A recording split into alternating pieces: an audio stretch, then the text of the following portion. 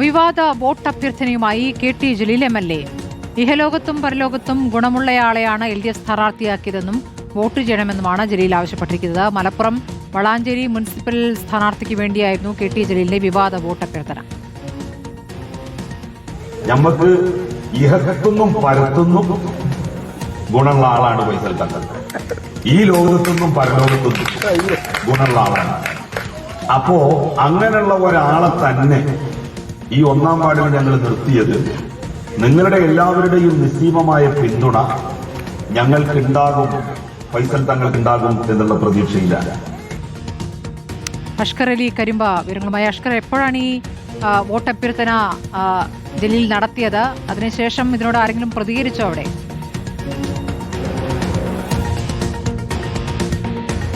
സ്മൃതി, കഴിഞ്ഞ ദിവസമാണ് വളാഞ്ചേരി മുനിസിപ്പാലിറ്റിയിലെ 1-ാം വാർഡ് താണിക്കൽ ഡിവിഷനിലെ സ്ഥാനാർത്ഥിയായിട്ടുള്ള ഫൈസൽ തങ്ങൾക്ക് വേണ്ടി ഇത്തരത്തിൽ KT ജലീൽ ഒരു വോട്ട് അഭ്യർത്ഥന നടത്തിയത്. അത് നേരത്തെ പലപ്പോഴും ഇത്തരത്തിൽ മുസ്ലിം ലീഗ് അടക്കമുള്ളവർ മതം പറഞ്ഞ് വോട്ട് ചോദിക്കുന്നു എന്നുള്ളത് ഏറ്റവും വലിയ വിമർശനം ഉന്നയിച്ചിരുന്ന ആളാണ് KT ജലീൽ.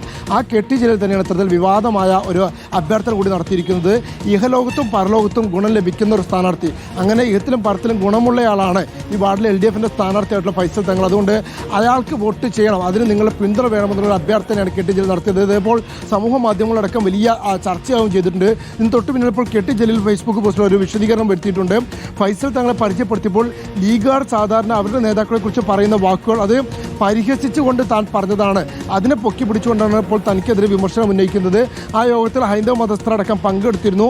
ഫൈസൽ തങ്ങളെ താൻ തമാശയാക്കി പറഞ്ഞത് അവരുടെ സദസ്യർക്കഥം അടക്കം ബോധ്യപ്പെട്ട കാര്യമാണ്. എന്നാൽ അതെല്ലാം ഇപ്പോൾ തനിക്കെതിരെ വിമർശനമായി ഉന്നയിക്കുന്നതെന്നാണ് KT ജലീലിൻ്റെ വിശദീകരണം. എന്തായാലും KT ജലീലിൻ്റെ വാക്കുകൾ, പ്രത്യേകിച്ച് മുസ്ലിം ലീഗിനടക്കം മതം പറഞ്ഞ് വോട്ട് ചോദിക്കുന്നതെന്ന് വിമർശിക്കുന്ന, അല്ലെങ്കിൽ ഇത്തരം പ്രശ്നങ്ങൾ ഉയർത്തി വിമർശനം ഉന്നയിക്കുന്ന അതേ KT ജലീൽ തന്നെയാണ് ഇഹലോകത്തെയും പരലോകത്തെയും കാര്യം പറഞ്ഞുകൊണ്ട് LDF സ്ഥാനാർത്ഥിക്ക് വേണ്ടി വോട്ട് അഭ്യർത്ഥിച്ചത് എന്നാണ് ഏറ്റവും വിചിത്രമായ കാര്യം. സ്മൃതി, അഷ്കർ അലി കരിമ്പയാണ് വിവരങ്ങൾ നൽകിയത്.